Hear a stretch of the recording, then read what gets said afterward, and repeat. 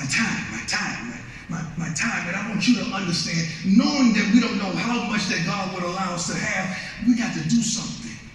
We got to move something. We got to shake something. We got to make a difference. We got to dominate. We got to make sure we're there. We got to put our exclamation mark at the end of the sentence. We got to do something with the time that we're allowed. And I got the funny feeling, just by sensing the room, feeling the heartbeat of this room, that we have some way makers in here. We got some doers in here. We got some game changers in here. We got some touchdown makers, some home run hitters, some hoopers, some ballers, some people in the field of technology and in life that you can make a true difference, and you already have with your time. I also understand that this is a wonderful team. Man, IBM been a bad boy ever since I was a shorty baby, and you still doing it. Now that deserves a round of applause for IBM. I'm just trying to provoke thought.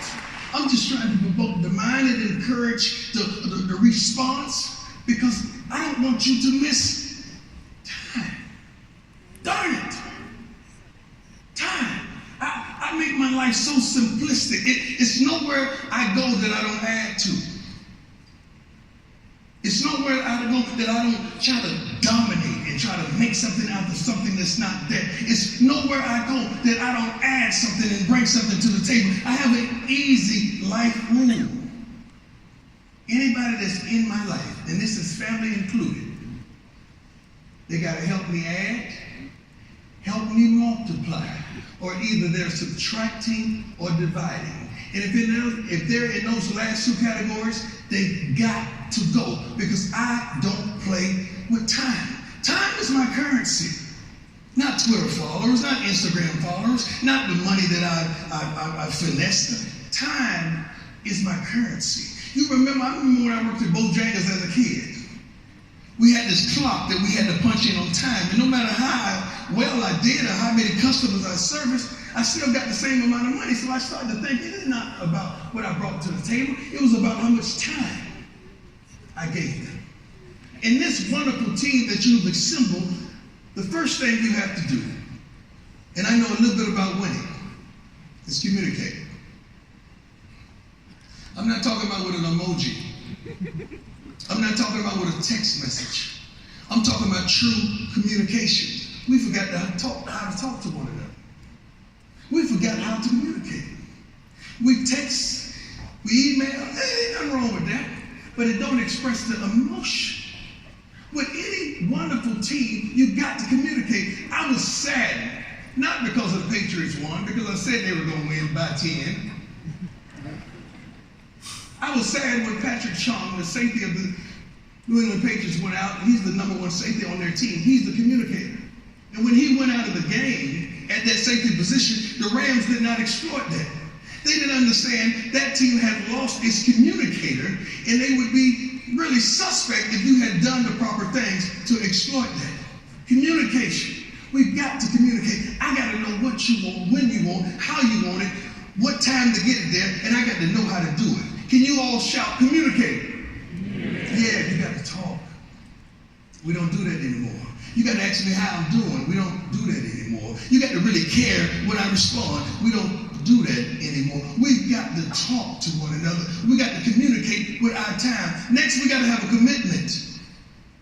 See, I understand what you're committed to if I just follow your checkbook, what you exhaust out of your mouth, and where you spend your time is. That's what you're committed to. And whatever you commit to, you got to submit to.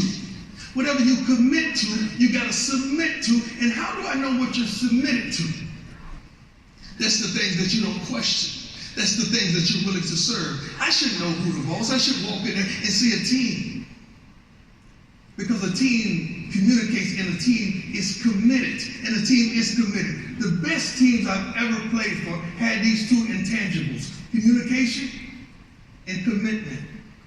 The commitment was a commitment to excellence. The commitment was a commitment to no fault. The commitment was a commitment to, I'm going to help you no matter what it takes. The commitment was going to be that as such as, I don't care what time it is, if I'm committed to, baby, we're going to do it.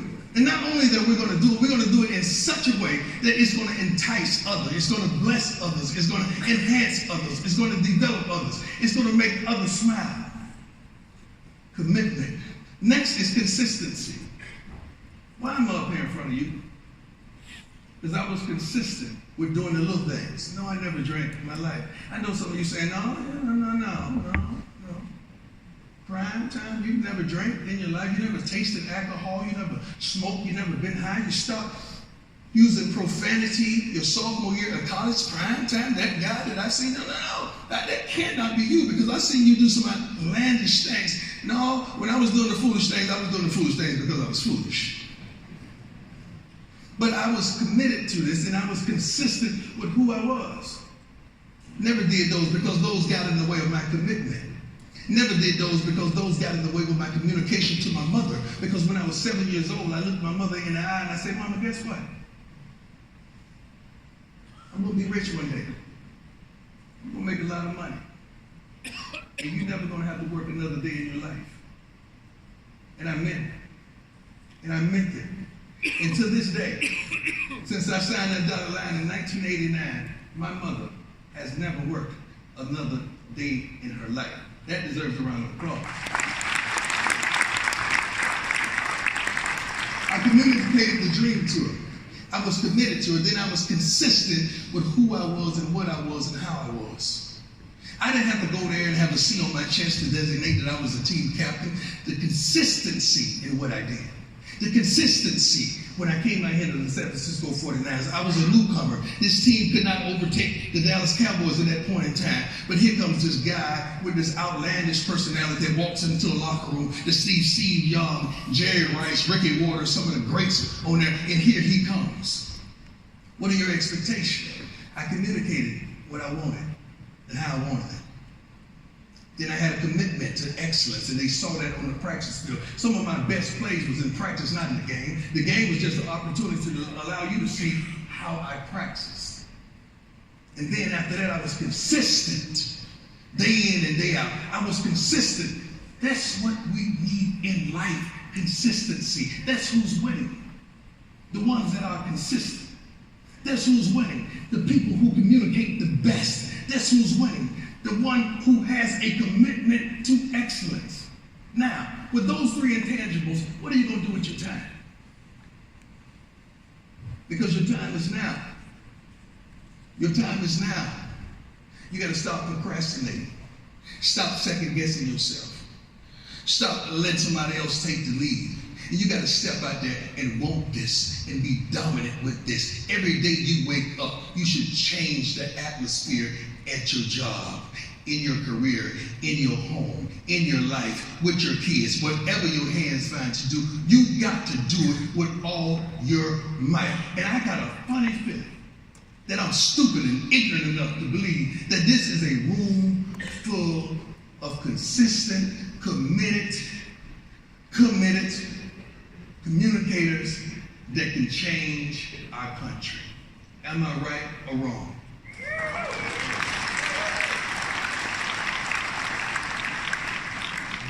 Now, that's a little bit about me.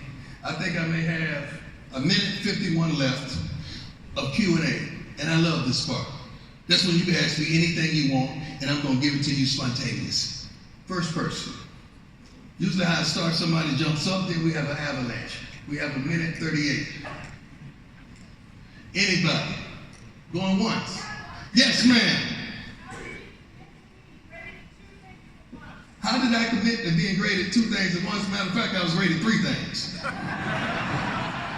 But in college, they only let me play football and baseball. They didn't let me play basketball, in which I was all-state. Probably could have played for the Warriors, but you know, that's another story. But I did. But you know the biggest question to that?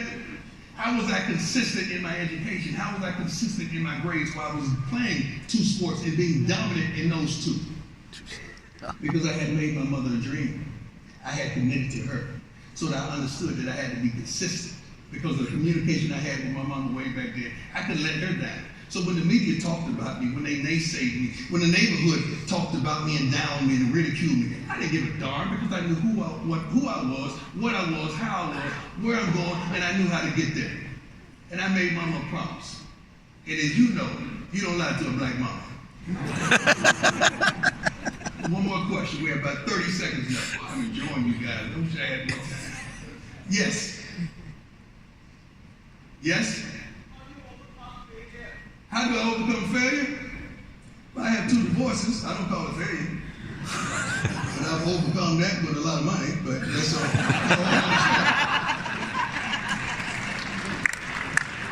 I owned up to failure. I owned up to what I did. I examined myself. I examined the situation. And I went back and reflected on what all transpired and where I could have took a left and where I should have stayed right. I don't call it failure. I call it the life lessons. I don't think I've ever failed at anything, but I've learned some valuable lessons in life that I will never mistake again. I have my son right here who graduated from SMU. He's not going to make the same darn mistakes that I made. Stand up, son. Yeah, that entrepreneur doing the doggone thing. He's not going to make the same mistakes. So if I seem to have failed at this, that was for him. Because I'm never going to let him make those same darn mistakes. So I'm his navigational system. Because when I took a left and should have stayed right, I'm not going to let him. So I'm over there like a corner man in the ring when he's out there boxing. Hit him with the left son, right jab, right jab. So I don't call it failure. I call it a lesson. Thank you. Oh, we got one more. Yes, sir.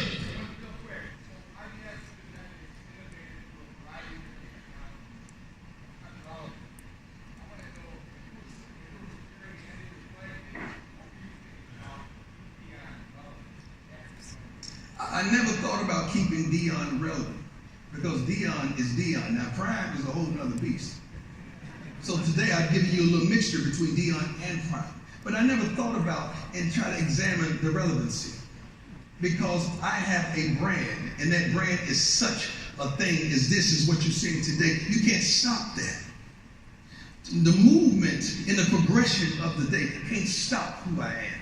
The changing and the climbing of the people can't stop who I am. This identity of ethnicity and this divisiveness that we're living in our country can't negate who I am or what I am. I am who I am. So instead of me changing for it, it has to change for me.